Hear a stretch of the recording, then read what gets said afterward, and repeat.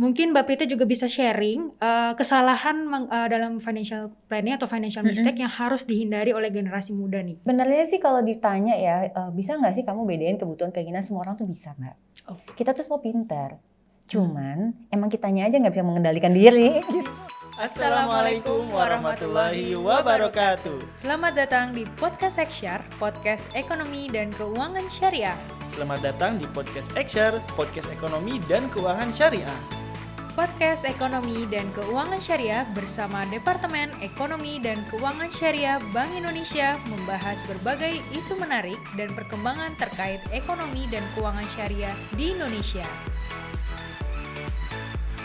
Assalamualaikum warahmatullahi wabarakatuh. Selamat datang Sobat ISEF pada episode puncak kita, yaitu episode ke-12 podcast PODKES, Podcast Ekonomi dan Keuangan Syariah bersama Departemen Ekonomi dan Keuangan Syariah Bank Indonesia. Podcast merupakan media yang membahas perkembangan dan juga isu terkini terkait ekonomi dan keuangan syariah di Indonesia. Podcast merupakan bagian dari Indonesia Syariah Economic Festival atau ISEF 2021. ISEF Celebrate Meaningful Life. Baik, Sobat ISEF, bersama saya di sini Zalika Nasser, bisa dipanggil dengan Cika, dan juga telah hadir narasumber financial consultant kesayangan kita semua, Mbak Prita Gozi, selaku financial consultant dan juga CEO Zep Finance. Selamat pagi, Mbak. Selamat pagi Mbak Cika, Assalamualaikum warahmatullahi wabarakatuh. Waalaikumsalam. Apa kabar Mbak Prita? Alhamdulillah baik. Makasih ya Mbak Prita di tengah kesibukannya udah menyempatkan hadir buat kita berbincang-bincang di pagi hari ini ya Mbak. Sama-sama. Alhamdulillah. Jadi Sobat ISEF, pada episode kita kali ini kita akan membahas dengan tema muda berkarya, tua bahagia, menyiapkan masa depan yang penuh makna, aman, dan tenang. Nah Mbak Prita, pendengar podcast kita ini sebagian besar tuh generasi milenial dan juga Gen Z gitu ya Mbak. Berdasarkan data BPS pun penduduk Indonesia tuh udah didominasi nih dengan generasi pemuda gitu ya. Mungkin kita semua nih udah tahu generasi pemuda ini masih dalam proses meniti. Baik dari sisi karir atau mungkin bagi teman-teman yang entrepreneur juga sedang meniti bisnis gitu. Dengan sumber daya keuangan yang terbatas, tapi kita semua lucunya nih punya keinginan yang tidak terbatas. Mungkin Sobat ISEF juga tahu teorinya sih harus mengelola keuangan yang baik gitu ya. Mungkin Mbak Prita bisa sharing di sini ya, sebenarnya pengelolaan keuangan itu tuh seperti apa sih dan yang baik itu seperti apa? Oke, thank you Mbak Cika. Jadi pada dasarnya gini, kalau kita berbicara tentang pengelolaan keuangan, pengelolaan keuangan itu adalah suatu proses. Jadi dia tuh sifatnya never ending gitu ya. Jadi terus menerus kita lakukan. Sebenarnya sadar nggak kita tuh udah melakukan itu sejak kecil loh Mbak Cika. Contohnya waktu Mbak Cika SD, dikasih uang saku nggak? Iya. Oke, uang sakunya biasanya dipakai buat apa? Jajan pas istirahat. Jajan pas istirahat. Nah, kita tuh sebenarnya dari kecil pun sudah diajarkan tentang pengelolaan keuangan.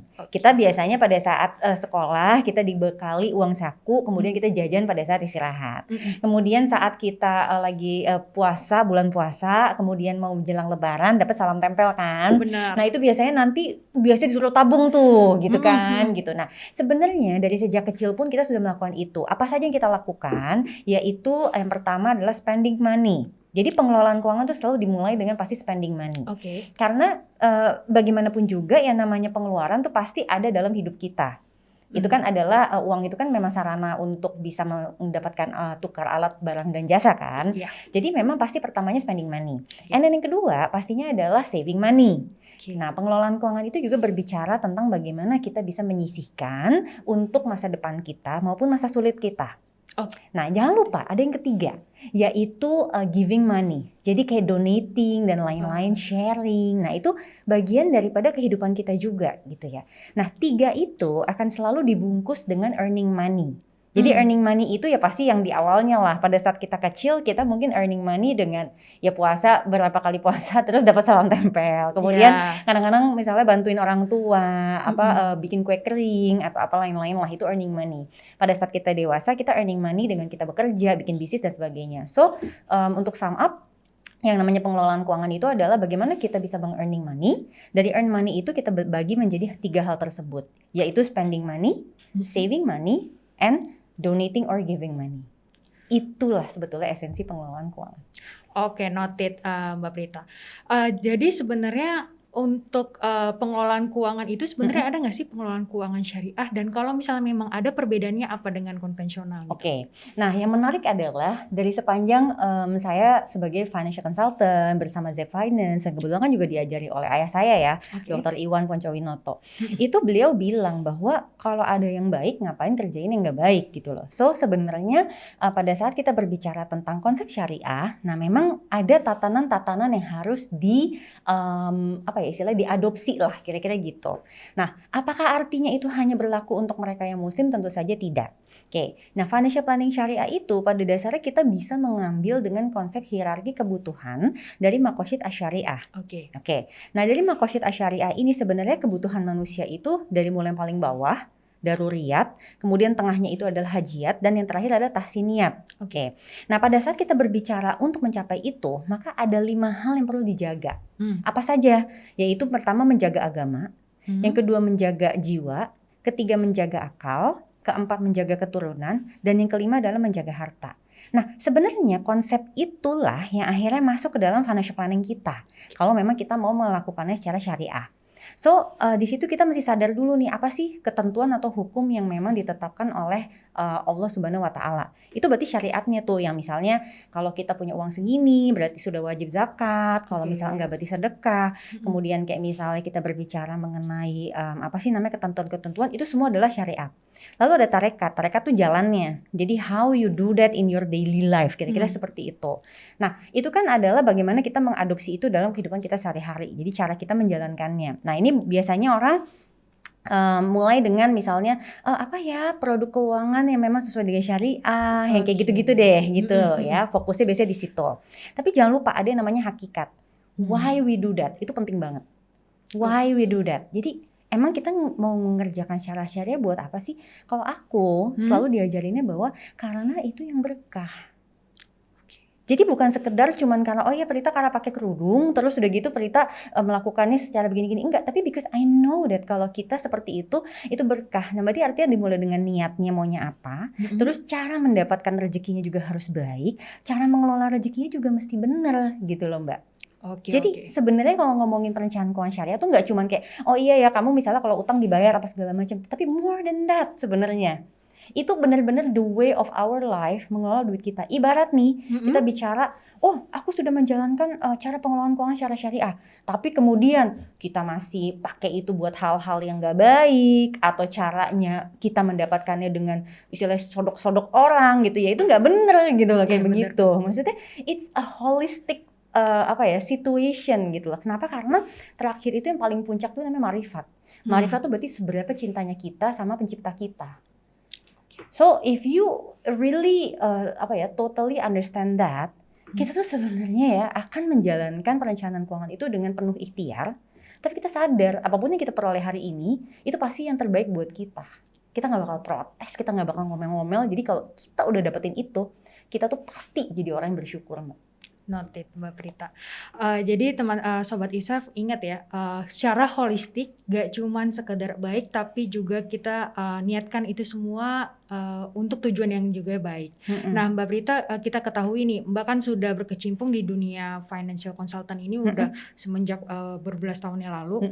Nah mungkin dibandingkan dengan mungkin ya 3-5 tahun ini, apakah masyarakat tuh udah lebih paham ya mengenai financial planning, mungkin khususnya mengenai syariah ini? Nah kalau mengenai financial planning, of course Mbak, apalagi jujur ya masa pandemi ini memang studinya di mana-mana juga mengungkap hal yang sama, bahwa masyarakat Indonesia itu sekarang lebih peduli tentang keuangannya. Karena pertama, ternyata pandemi ya gitu, maksudnya benar-benar kayak bisa anything can happen gitu. Karena yang menarik adalah kalau generasi milenial awal seperti aku itu pernah melihatlah situasi krisis moneter tahun 98. Tetapi kalau generasi milenial yang mungkin beda sama aku 10 tahun gitu kan, atau bahkan generasi Z, dia nggak tahu tuh waktu kejadian-kejadian itu seperti apa gitu kan. Kalau aku kebetulan waktu itu udah remaja lah gitu, walaupun aku belum masuk ke dunia kerja, tapi udah lihat. Nah oleh sebab itu sekarang tuh sebenarnya orang tuh sangat banyak yang mencari informasi tentang bagaimana mengelola keuangan yang baik. Bagaimana dengan syariahnya? Nah yang menarik adalah konsentrasi orang saat ini Mbak Cika, kalau ngomongin syariah tuh hanya baru di produk. Itu yang tadi saya bilang bahwa produknya gimana nih sehingga bahkan akhirnya jadi ekstrim, jadi nggak mau ngapa-ngapain sama sekali. Karena maaf nih misalnya belum percaya bahwa produk ini memang sudah ditatan sesuai dengan syariah, atau misalnya mau beli rumah tapi nggak jadi deh gitu soalnya kayaknya semua akad-akadnya itu masih nggak sesuai syariah, jadi akhirnya jadi ekstrim begitu gitu kan, yang mana saya bisa paham sih, namanya juga orang masih mencari gitu kan ya. Nah jadi PR kita tuh masih gede banget nih Mbak sebenarnya. Betul, dibandingkan 3-5 tahun yang lalu memang orang mulai mencari, tetapi apakah akhirnya dia memiliki literasi belum tentu gitu loh. Itu masih PR kita bersama. Oke, noted Mbak Prita. Mungkin ya kayak di sebelumnya teori-teori dana darurat. Ternyata di masa pandemi ini saya dan juga mungkin Sobat ISEF baru ngerti nih pentingnya dana darurat ya di pandemi ini. Nah, mungkin Mbak Prita juga bisa sharing kesalahan dalam financial planning atau financial mistake yang harus dihindari oleh generasi muda nih yang sedang meniti. Yang paling pertama, dia tuh harus punya anggaran. Biasanya generasi muda tuh cuek. Jadi udahlah let it flow gitu kan. Kayak bahasanya tuh YOLO, you've only live once gitu. Padahal kalau secara keuangan syariah tuh dibilang bahwa penghasilan kita hari ini harus kita bisa bagi untuk masa kini, masa sulit, masa depan, dan hak orang lain serta masyarakat. Nah itu sebenarnya lengkap tuh. Kalau di Zep Finance kita sebutnya Zapfin. Jadi ada yang untuk hak orang lain tuh zakat gitu ya. Di situ di dalamnya ada zakat, sedekah dan lain-lain masuk semua ke situ. Terus untuk masa sulit itu assurance. Lalu untuk masa kini itu kita bilangnya adalah present consumption. Jadi ZAP. Terus F-nya itu future spending. Jadi itu adalah untuk masa depan. Dan jangan lupa ada hak masyarakat itu investment. Orang berpikir investasi itu buat dirinya dia sendiri ya Mbak. Padahal kalau kita berbicara investasi pasar modal, wah itu kan sebenarnya membangun masyarakat itu, bener nggak sih? Iya, benar. Itu adalah kesalahan yang pertama. Yang kedua, dia nggak bisa membedakan antara ini tuh sebenarnya my life goals apa bukan sih? Karena mungkin media sosial ya Mbak. Jadi ngeliat semua orang tuh punya ini tuh, wah goals, lihat si ini, goals, semua goals. Silau, banyak banget ya goalsnya gitu. Padahal mungkin dirinya dia bukan mencari yang itu gitu.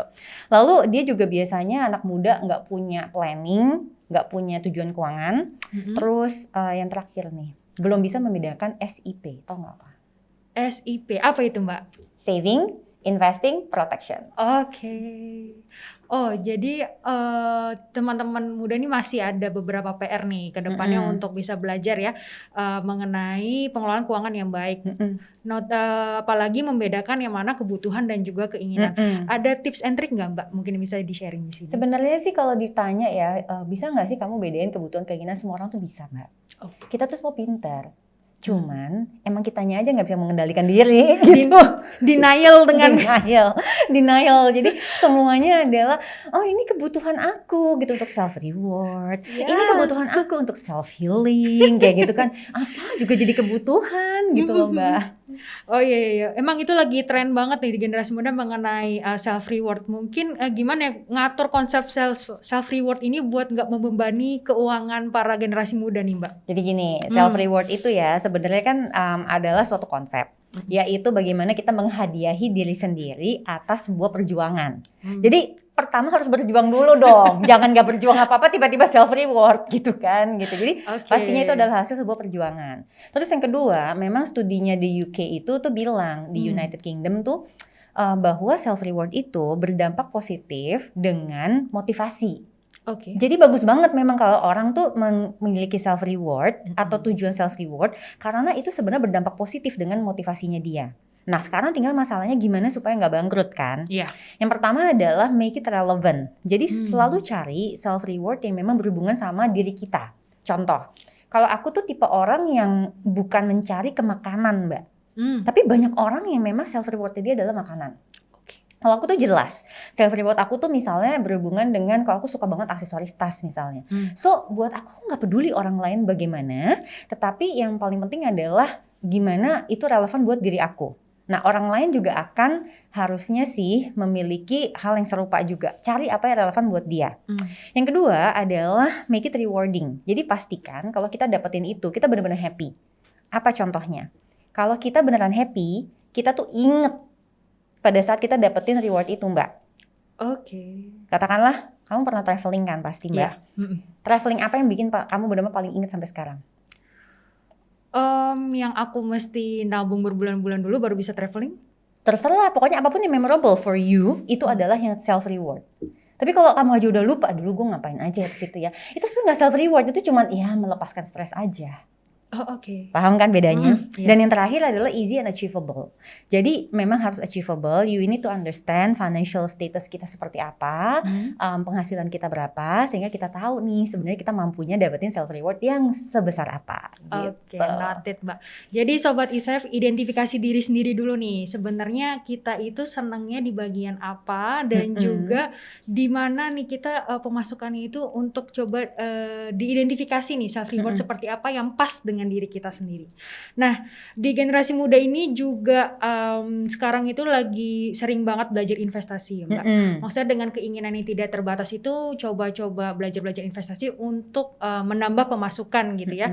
Bagi para investasi muda ini baiknya mulai dari mana dan baiknya investasinya dalam bentuk apa? Oke, investor muda ini menarik adalah zaman sekarang itu rada galau antara am I investing or am I trading. Itu yang harus dibedakan dulu gak tuh. Oke. Ya kan? Karena kan sekarang banyak sekali nih, karena akses kita sangat luas terhadap teknologi, dan sekarang hampir semua platform investasi itu bermain dengan teknologi, betul nggak? Betul. Sehingga anak muda itu sangat terbantu dengan hal itu. Nah, karena bantuan itu juga aksesnya jadi mudah, menyebabkan dia tuh juga jadi kadang bingung, nih saya lagi berinvestasi atau saya sedang trading. Karena itu dua hal yang berbeda. Oke. Nah, kalau untuk investor muda, aku akan sangat-sangat sarankan untuk tahu tujuan keuangannya dia tuh apa. Goals-nya dia tuh apa. Apakah misalnya goals aku berapa tahun lagi misalnya kepingin punya rumah. Atau berapa tahun lagi aku pingin menikah. Atau misalnya saya udah punya anak, saya kepengen bisa menyediakan sekian buat anak saya. Misalnya begitu. And then itu yang menjadi goals-nya. Lalu dia berinvestasi menuju goals tersebut. Karena kalau seperti itu, dia pasti akan fokus, biasanya begitu. Nah, trading salah nggak? Enggak. Tapi itu adalah punya tujuan yang berbeda lagi, yaitu memang tujuannya dia mencari cuan dari investasinya, kira-kira itu begitu. That's why dia trading. So we need to separate that antara mana nih investasi yang memang kita tujukan untuk mencapai financial goals, dan mana mungkin memang kita punya kelebihan uang untuk bisa kita apa ya istilahnya tuh kita kembangkan. Sehingga dari situ kita sadar kita tuh sanggupnya yang seperti apa. Investasi itu mengandung resiko. Karena investasi mengandung risiko, maka kita sebagai investor muda harus paham risiko apa yang sanggup kita ambil. Kalau kita sanggup mengambil risiko yang besar, tapi kita mengharapkan imbal hasil juga besar, maka silahkan Anda boleh tuh mencoba saham, reksadana saham syariah, ya, atau bahkan mungkin pendanaan di fintech lending syariah, monggo.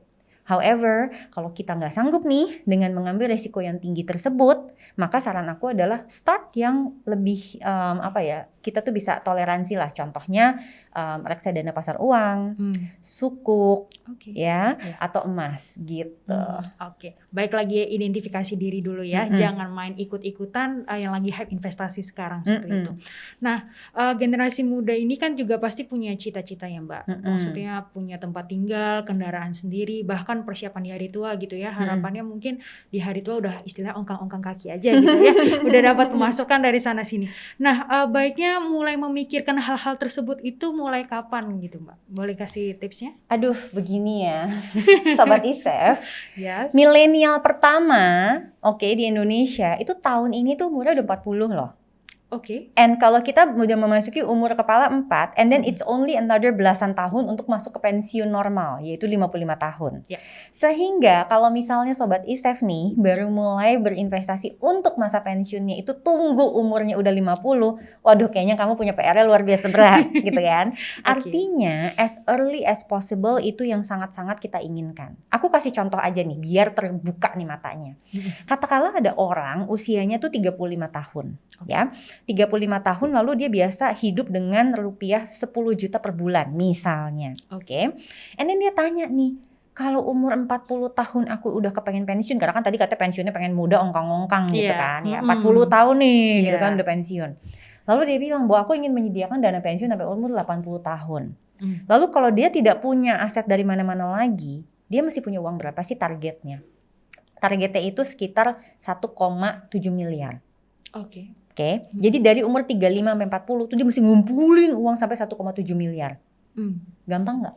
5 tahun ngumpulin segitu.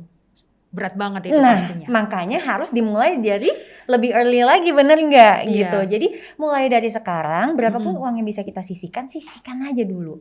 Nanti seiring dengan insya Allah tambahan penghasilan kita, lalu kita sudah terbiasa untuk mengumpulkan investasi, maka kita pasti akan mau dan kita pasti akan kepingin mencapai si 1,7 M tadi itu, gitu loh. Oke, benar-benar Mbak Prita. Jadi mulai dari awal, dibiasakan dulu dari awal ya. Jadi jangan nunggu umur 35 atau mungkin 40 baru mempersiapkan dana pensiun. Betul. Dari awal kita siapkan habit gitu untuk menyisihkan pendapatan kita untuk mempersiapkan hari tua ke depannya. Yep.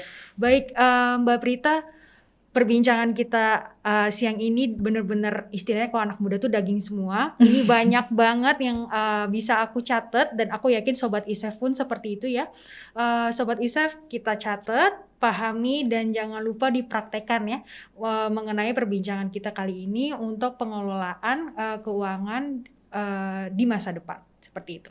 Kami ucapkan terima kasih ke Mbak Prita sudah menjadi narasumber pada podcast kali ini. Semoga kita punya kesempatan di lain waktu ya untuk bisa bertemu kembali Mbak Prita. Terima kasih Mbak Cika.